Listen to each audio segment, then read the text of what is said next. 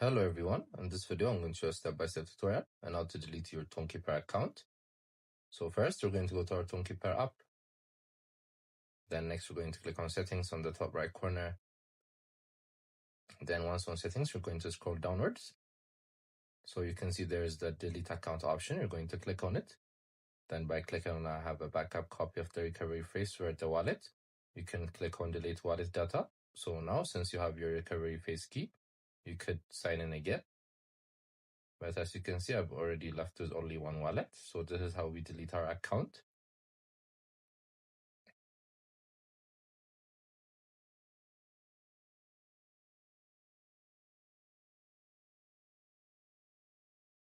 Make sure to check our other videos as well. I hope you guys like this video. Subscribe for more, like for more, share for more. I hope to see you again. Goodbye.